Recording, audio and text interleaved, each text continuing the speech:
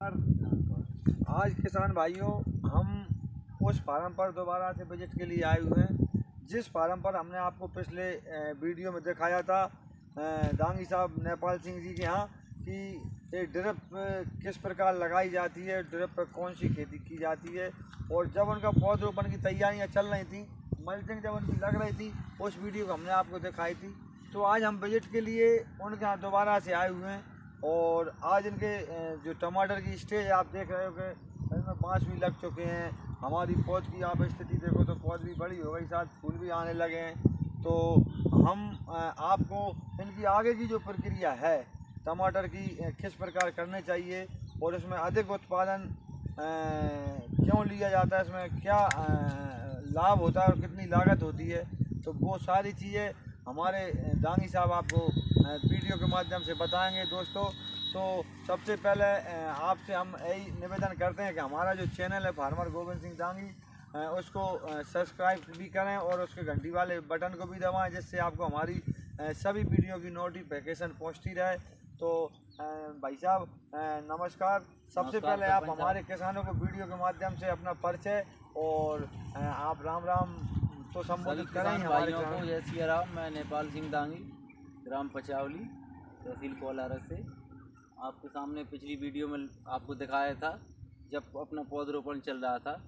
और उसके बाद में आपको नया वीडियो डालने के लिए अभी सरपंच साहब आए हैं फार्म पे, आपको दिखा रहे हैं। आप जब हमारा पौधा रोपण चल रहा था, जब की वीडियो आपको डाली थी, अब लगभग ये 1 महीने का होने को जा रहा है।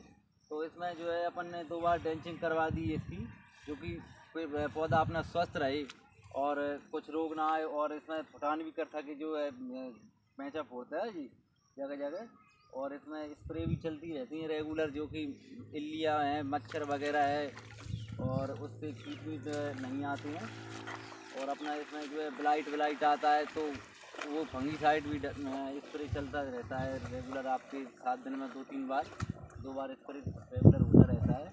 और आप देख रहे हैं आपके सामने टमाटर बंधने की स्टेज पे हो चुका है। ये रस्सियाँ पहले ही खिंचवा चुकी हैं। जैसे जैसे पेड़ अपना बड़ा होता जाएगा और वैसे ही रस्सियों पे इन पर सुतली के माध्यम से हर पेड़ बनता हुआ जाएगा। और जितना जितना पेड़ अपना बड़ा होता जाएगा, वैसे वैसे अगली रस्सियों से फिर बनता जाएगा।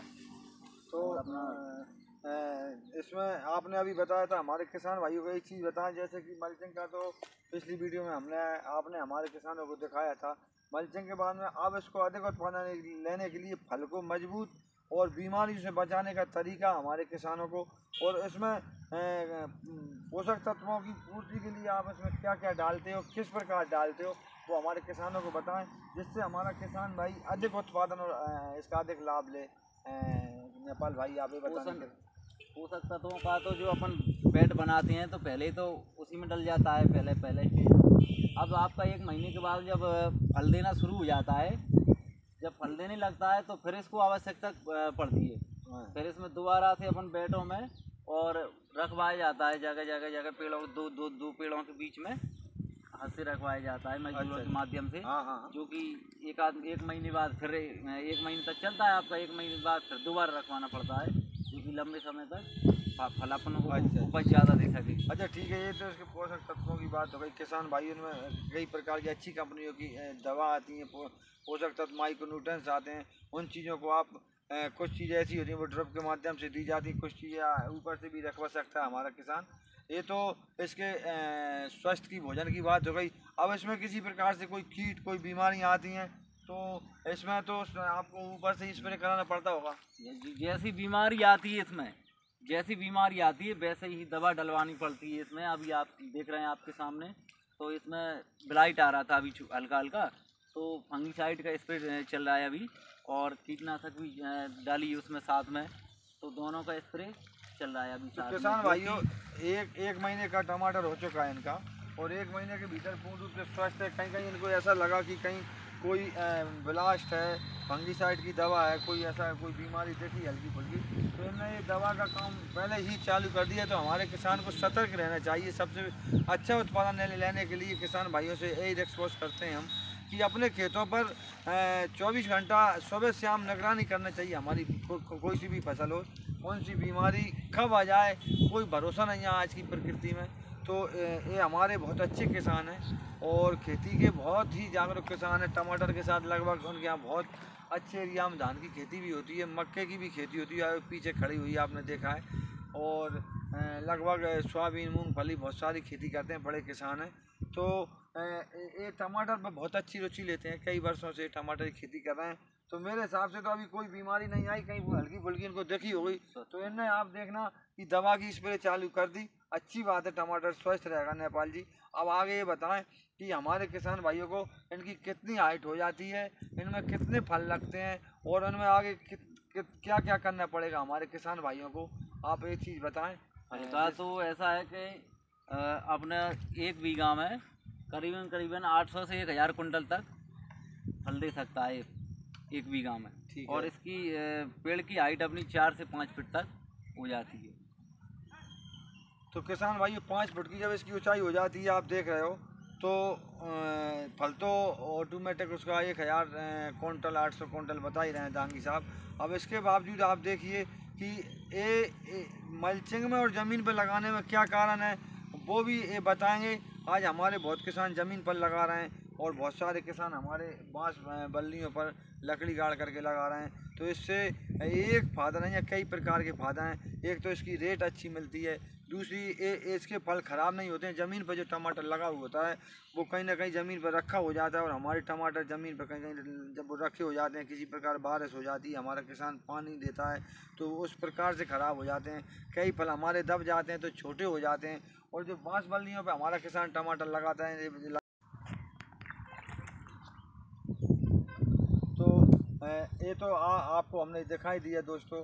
अब आप देख रहे हो कि ये टमाटर है और ज़मीन और मल्चिंग, इनमें बहुत सारे फ़ायदे अभी आपको हमने बताए। अब हमारे नेपाल जी ये भी बताएंगे कि 10 महीने चलता है और हमने देखा है हमारे किसानों के जो टमाटर की खेती होती है और जब सर्दियों में दिसंबर जनवरी के महीने में भारी पाला और सर्दियां जब बढ़ जाती हैं तो कई किसानों को हमारा टमाटर की पूरी खेती नष्ट हो जाती है।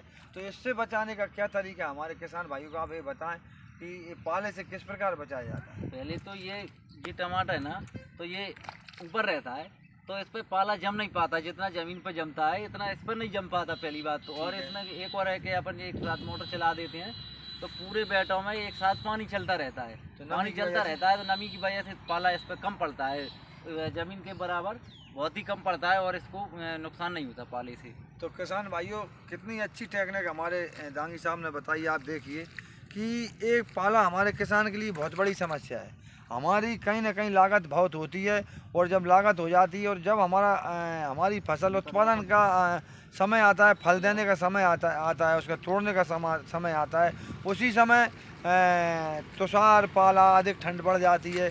कभी कभी इतना पाले का प्रारूप बन जाता है एरियो में कि हमारे कई प्रकार की फसलें नष्ट हो जाती हैं, चाहे वो चने की हो, मसूर की हो, टमाटर की हो, जितनी सारी हमारे किसान की फसल होती है कई एरियो में बिल्कुल पाले से 50 से 60-70% तक नुकसान होता है। तो आज हमारे नेपाल जी ने बताया है कि ये डंडे वाली जो खेती है हमारी टमाटर की जो खेती है बांस बल्ली वाली, तो इस पर करने का यही सबसे अच्छा फ़ायदा है कि एक तो इसकी हाइट जब ऊँची होती है तो पाला अधिकतर आपने देखा होगा निचले स्तर पर, निचली सतह पर जमता है। तो एक तो पाले से इस प्रकार भी फ़ायदा मिलता है। दूसरी चीज़ इसमें सभी बेडों में ड्रिप लगी हुई है इनके, आप देख रहे हो ये ड्रिप लगी है और कंटिन्यू से ड्रिप के माध्यम से ये हर हफ्ते में और पाले की जैसी स्थिति देखी उस समय तो ज़रूर ही पानी डालते हैं। तो जब ये पानी डालते हैं तो जितने सारे ये बेड हैं पूरे गीले हो जाते हैं और इसमें पूरे बेडों में नमी रहती है, जहाँ नमी रहती है वहाँ पाला कम आता है। तो इस प्रकार बेड वाला टमाटर जो है वो कहीं ना कहीं 100% पाले से बचता है और अधिक दिन तक इनका इसलिए 10 महीने तक चलता है और अधिक उत्पादन मिलता है। और कहीं ना कहीं इनको अपनी लागत टूटने के चांस तो है ही नहीं, अधिक उत्पादन लेने के चांस है। किसान भाइयों तो रिस्क की खेती ना करें, खेती सोच समझ के विचार से करें, कम करें, अच्छी करें, ज़्यादा जगह की लागत कम जगह में लगाएं। जिस प्रकार से ये कर रहे हैं इनके एरिए में आप देख रहे हो कि एक बहुत कम एरिए में और अधिक उत्पादन लेने वाले किसान हैं, इनको ये करने का बहुत अच्छा तरीका है। तो किसान भाइयों को हम वीडियो के माध्यम से यही दिखाना चाहेंगे कि किसान भाइयों खेती में किसी प्रकार की गलती न करें, चाहे अच्छे ऐसे किसान के यहाँ आके लोग जानकारी ले करके करें, चाहे इनके खेत पर आकर के करें। इनको फ़ोन के माध्यम से भी हमारा किसान भाई संपर्क कर सकता है। टमाटर की खेती किस प्रकार की जाए, गर्मियों में कौन सी तैयारी किस प्रकार टमाटर के लिए की जाती है, वो सारी चीज़ें बताएंगे। नर्सरी की आपको हमने वीडियो बताई थी, फिर भी बता रहे हैं कि नर्सरी डालने का भी एक तरीका होता है टमाटर का। किसान भाइयों, हमारे कई किसान भाई ऐसे हैं कि बहुत सारी नर्सरी डाल देते हैं, उसका 20-30 से 40% दाने उगा पाता है और उसका नर्सरी में भी बहुत ज़्यादा खर्चा हो जाता है। तो किसान भाई ऐसा नहीं, हमारे नेपाल जी ने पिछली वीडियो में आपको बताई थी कि एक पैकेट में 3000 दाने निकलते हैं और 3000 दाने को होते हैं, उसको ट्रे के माध्यम से बोते हैं। तो किसान का भावी लॉस अधिक नहीं होना चाहिए, मतलब कम खर्चे में अधिक लागत लेने वाली विधि हमारे नेपाल भाई किसानों को बताते हैं और वो खेती करके दिखा रहे हैं दोस्तों। तो आप खेती को एक धंधा मान करके करें और उसमें रिक्स की खेती ना करें। इसमें कोई रिक्स नहीं है बांसबल्ली वाले टमाटर में, ना तो आपको पाले का रिक्स है, ना आपको रेट का रिक्स है। आप इसकी रेट की भी बात करो तो ज़मीन वाले टमाटर से इसकी रेट पर क्रेट पर बता रहे हैं दांगी साहब कि 100 रुपये अधिक रहती है और इसकी मांग भी होती है और ये टमाटर अच्छा होता है, रोग भी कम आते हैं दोस्तों। तो हम आपको वीडियो के माध्यम से दिखाना चाहते हैं। अगली वीडियो में आपको सभी प्रकार की फसलों की वीडियो दिखाते रहते हैं, जैसे कि आज मक्के का सीज़न चल रहा है, मक्के में क्या क्या डालना चाहिए, कौन सी दवा डालना चाहिए, मक्के में खाद यूरिया कितना डालना चाहिए, ये भी वीडियो हम आपको बताते रहते हैं। इसी प्रकार चाहे सोयाबीन की हो, मूंगफली की हो, सभी प्रकार की फसलों हम आपको बताते रहते हैं दोस्तों। तो हमारे चैनल को आप सब्सक्राइब करके घंटी वाले बटन को ज़रूर दबाएँ दोस्तों। जय हिंद, जय श्री राम, जय भारत। कैमरा हो गए बेटा।